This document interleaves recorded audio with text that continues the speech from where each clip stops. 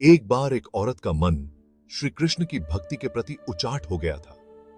वह श्री कृष्ण की परम भक्त थी। दिन रात उनके नाम का सिमरण करती थी। लेकिन एक दिन उसका 8 से 10 साल का बेटा घर की छत से आंगन में गिर पड़ा। अपने खून से लथपथ बेटे को देखकर उसे गोद में उठाकर वह बद्दहवास ही दौड़ पड़ी। उस समय उसके सिवाय घर पर और कोई भी नहीं था। पुत्र की ऐसी हालत देखकर वह ईश्वर को उलाहना देती रही। दिन रात तुम्हारा नाम जपती हूं, फिर कान्हा मेरे पुत्र को ऐसा कष्ट क्यों दिया। इसी उधेड़बुन में डॉक्टर साहब का क्लिनिक आ गया। डॉक्टर साहब ने उसका इलाज किया और कहने लगे कि आपके पुत्र को कोई गहरा घाव नहीं हुआ, यह घाव भी कुछ दिन में ठीक हो जाएगा, और उसे दवाई दे दी। लेकिन एक मां का हृदय बार बार उस दृश्य को स्मरण कर सिहर जाता। एक मां बेटी, इसलिए एक मां का मन ईश्वर की शक्ति को चुनौती दे रहा था कि मेरे बेटे के साथ उन्होंने ऐसा क्यों किया, जबकि मैं तो दिन रात श्री कृष्ण के नाम का सिमरन करती हूं। उसे समझ नहीं आ रहा था कि अब वह उसकी सत्ता पर कैसे विश्वास करे। श्री कृष्ण की लीला देखिए।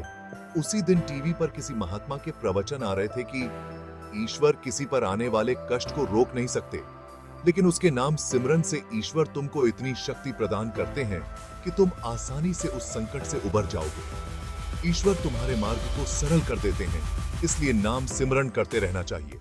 यह प्रवचन सुनने ही जैसे उस दिन का सारा घटनाक्रम उसकी आंखों के सामने घूम गया। उस दिन यहां आंगन में उसका बेटा गिरा था। वहां पाइप एक दिन पहले ही हटाई गई थी।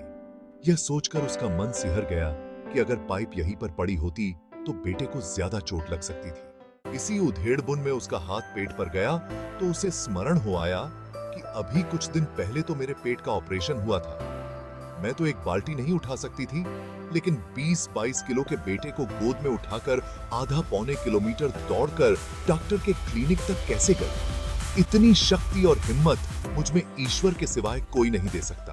अब उसे स्मरण हो आया कि डॉक्टर साहब तो 3 बजे तक क्लिनिक में होते हैं, लेकिन उस दिन 4 बजे तक क्लिनिक में थे, जिस कारण उसके बेटे का समय पर इलाज शुरू हुआ। क्या पता किसी ईश्वरीय शक्ति ने ही उन्हें रोक कर रखा हो। यदि इस सारे घटनाक्रम को याद कर उनके मन के सारे संशय दूर हो गए और जल्दी से घर के मंदिर में जाकर श्री कृष्ण को प्रणाम किया और कहने लगी कि कान्हा, मेरे पुत्र की रक्षा करने के लिए तेरा शुक्रिया। और फिर से श्री कृष्ण के नाम का जाप करने लगी। उसे लगा श्री कृष्ण का विग्रह मानो मंद मंद मुस्कुरा रहा हो। जय श्री कृष्ण।